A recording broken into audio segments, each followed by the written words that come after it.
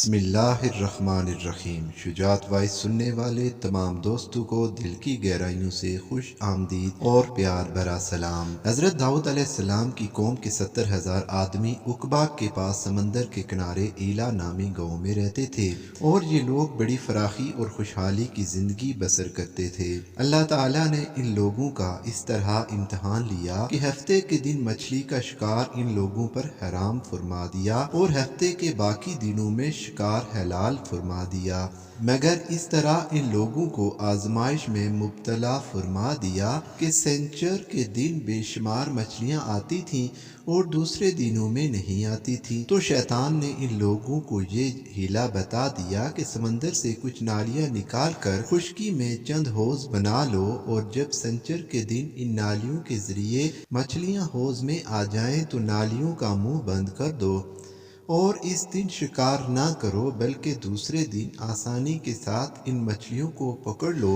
ان لوگوں کو یہ شیطانی ہیلا بازی پسند آ گئی، اور ان لوگوں نے یہ نہیں سوچا کہ جب مچھلیاں نالیوں اور حوضوں میں مقید ہو گئیں تو یہی ان کا شکار ہو گیا، تو سنیچر ہی کے دن شکار کرنا پایا گیا جو ان کے لیے حرام تھا۔ اس موقع پر ان یہودیوں کے 3 گروہ ہو گئے۔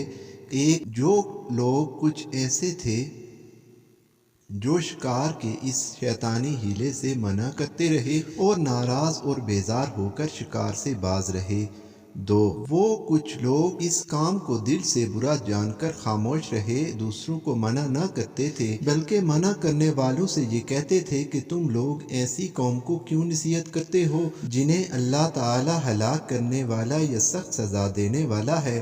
3، اور کچھ وہ سرکش و نافرمان لوگ تھے جنہوں نے حکم خداوندی کی اعلانیہ مخالفت کی اور شیطان کی ہیلا بازی کو مان کر سنیچر کے دن شکار کر لیا اور ان مچھلیوں کو کھایا اور بیچا بھی۔ جب نافرمانوں نے منع کرنے کے باوجود شکار کر لیا تو منع کرنے والی جماعت نے کہا کہ اب ہم ان معصیت کاروں سے کوئی میل ملاپ نہ رکھیں گے۔ چنانچہ ان لوگوں نے گاؤں کو تقسیم کر کے درمیان میں ایک دیوار بنا لی اور آمد و رفت کا ایک الگ دروازہ بھی بنا لیا۔ حضرت داؤد علیہ السلام نے غضبناک ہو کر شکار کرنے والوں پر لعنت فرما دی۔ اس کا اثر یہ ہوا کہ ایک دن خطا کاروں میں سے کوئی باہر نہیں نکلا، تو انہیں دیکھنے کے لیے کچھ لوگ دیوار پر چڑھ گئے، تو کیا دیکھا کہ وہ سب بندروں کی صورت میں مسخ ہو گئے ہیں۔ اب لوگ ان مجرموں کا دروازہ کھول کر اندر داخل ہوئے تو وہ بندر اپنے رشتہ داروں کو پہچانتے تھے اور ان کے پاس آ کر ان کے کپڑوں کو سونگھتے تھے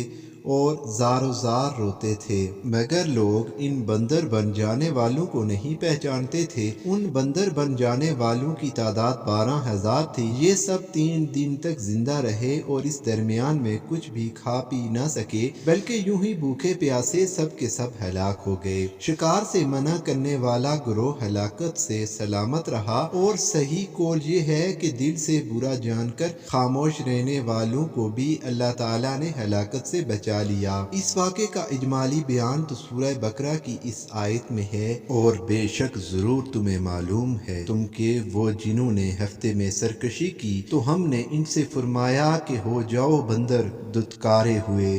سورہ بقرہ آیت نمبر 65۔ دوستو، اگر ویڈیو پسند آئی ہو تو ویڈیو کو لائک اور چینل کو سبسکرائب ضرور کریں۔ اللہ ہم سب کا حامی و ناصر ہو۔